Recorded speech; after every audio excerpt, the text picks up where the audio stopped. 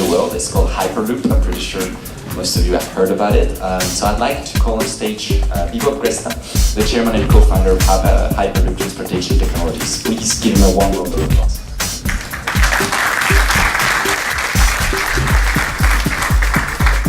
Hi everybody. Thank you for being here early in the morning. So I hate to start with the bad news, but transportation as you know it is broken. You saw it, you experienced it. Even when you came here, you saw the mess that we created. As humans, we haven't conceived our transportation system, our backbone of our society to be functional, to be efficient, to be human. And it starts when you buy a car, right? That's what they sell you.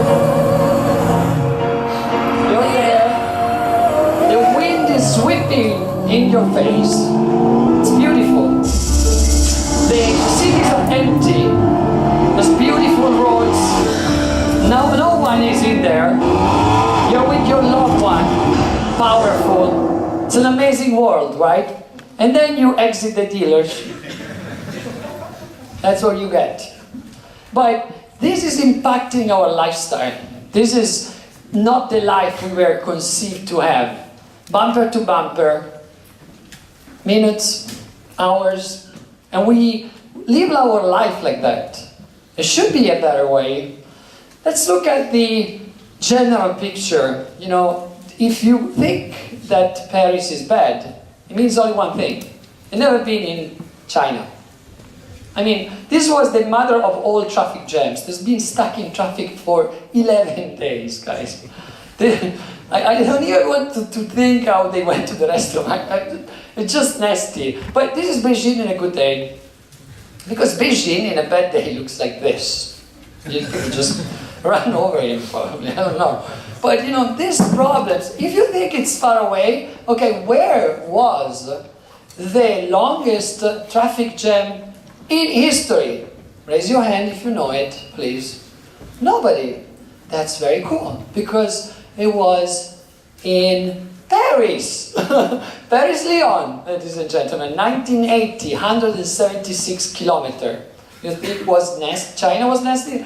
That was nasty. I don't know how many of you remember this, but it has been impacting a lot of people. So let's look at the other side of the coin. For example, welcome to the other cities. And if you think about going and using some other way of transportation, okay, let's use the metro.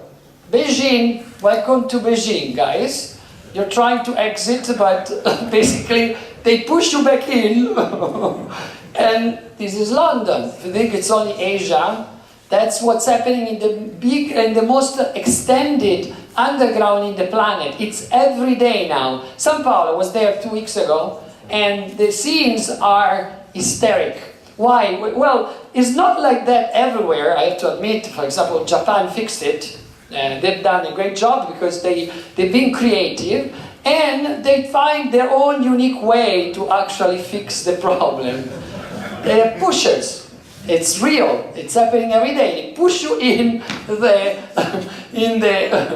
the car. This is Bangladesh taking the train. Do you think it's far away? Well, it's not, because this is the situation that is happening in China. It's in India. It's going to impact everything. Why we haven't thought it through? This system doesn't scale, and the problem is embedded. If you look at the airports, 70% of the operation we do at the airports, you can do it even before you arrive there. Why? They're keeping us stuck there, looking at the carousel where your baggage is probably delivered somewhere in Botswana.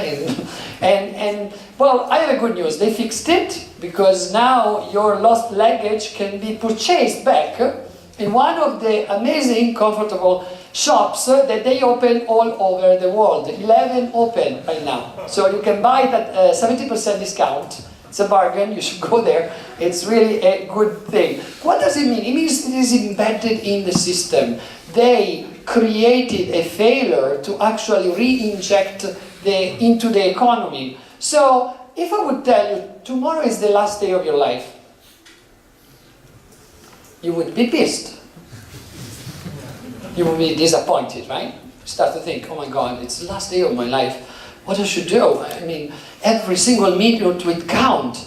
I would love to embrace my children, my family, and it's so important, right? Well, if you live in one of these cities, you live in 1, 2, 3 years less than was expected.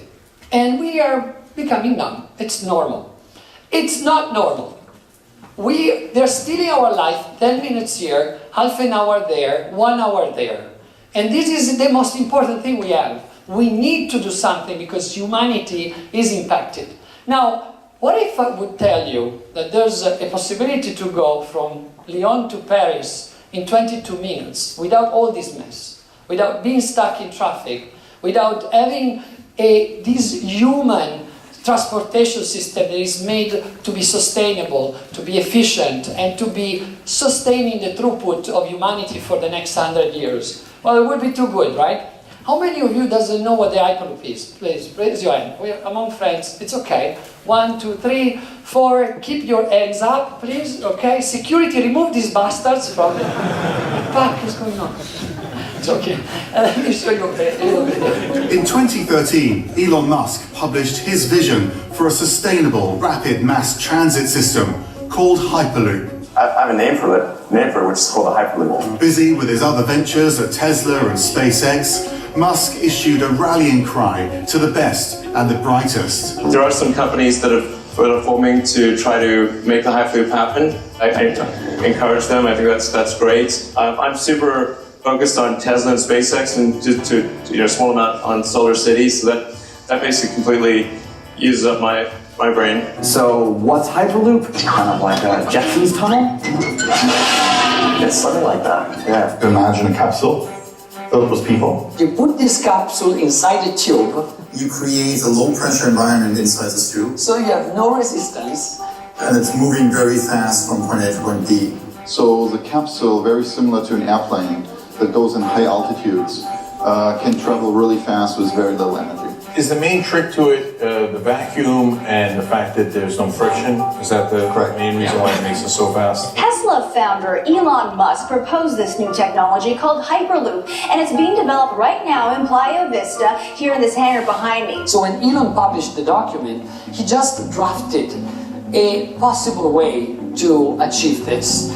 2 months later, my business partner, Dirk Alborn, a genius German entrepreneur, took this document, published in our website, the Jumpstart Found, and did a call to action. There was a great project, a great idea, and Elon actually said he wanted someone else to take it on. He wanted the community to make this happen. It's the first company that used crowdsourcing to solve one of the biggest problems of humanity, that is transportation. They have to work at least 10 hours a week, and we give them in exchange 1 stock for every hour worked. And we have been overwhelmed of requests from engineers from all over the planet. There were people from NASA, Tesla, SpaceX, Boeing, MIT. We want to give our communities that supporting us a possibility to own parts of the company. So we are creating the biggest crowdsourcing project in the planet. Big headline of the day. Hyperloop's the chief operating officer, Bipop Gresta.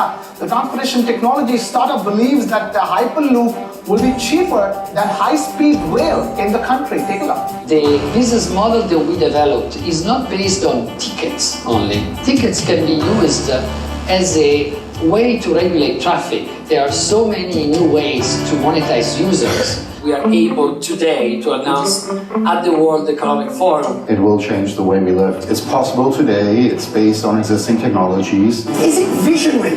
In 30 years' time, will you and I be sitting on our rocking chairs going, well, we talked about it then, and he did it? Traveling by Hyperloop is going to be the future. They're making it. So let's look at the possibility that this system can unleash. We have an unprecedented possibility because for the first time we can actually transport people and goods at the speed of sound without having the same problem that the other transportation has, that it's at the expenses of our resources, our economy, and all the other facts. So the Hyperloop has been around quite a little bit. You know, the first examples were in the last century, but only recently the real design of the Hyperloop took place thanks to a genius that is Elon Musk. He published a white paper and he said, I'm too busy to do it, but there's this system. It was wild that humanity had this possibility. Why anybody is doing it? And me and my business partner were so crazy to actually think this was doable. But we thought we didn't have all the answer. And this was too big of an effort to actually create a normal company. So we said, you know what? Let's do a call to action. Let's ask humanity to come together to help us solve this problem. And what happened after has been amazing. We haven't created a company. We created a movement. Aside of the top engineers that we hired as the mainstream headlines and the engineering committee that is actually integrating our Hyperloop, there's a movement of people. There are more than 900 people right now working from 42 countries to actually contribute at least 10 hours a week in exchange of stock options. And this is magic. They said we are the biggest startup in the planet. I don't like that definition. I think we are the biggest effort that humanity did to put together the best minds in the planet to solve one of the biggest problems of humanity, that is transportation. That means that we can solve all the problems. We have been just published by Harvard Business Review, and they're teaching our model at Harvard. And the amazing thing, they're using it to look at how to solve energy, food, housing. We have the technology to do this. I invite you guys to actually start up a business that will solve one of these problems. Just putting together the best minds that are in this room or in your contact list. You don't need money, you need brains, and that's what we are raising. That's the top companies that answer to this call. We have the top listed company in the world, Atkins, one of the top engineering firms, Carbures, they are building our capsule, Labeled, they invented the vacuum pump, and I can go on forever, but I have a limited amount of time. Even His Highness, Sheikh Falah bin Zayed Al Nahyan is now on board our company, is the local sponsor of our Abu Dhabi project. 70,000 hours has been contributed from the beginning. How can you possibly raise the amount of money normally to actually raise this amount of brain? It's not possible.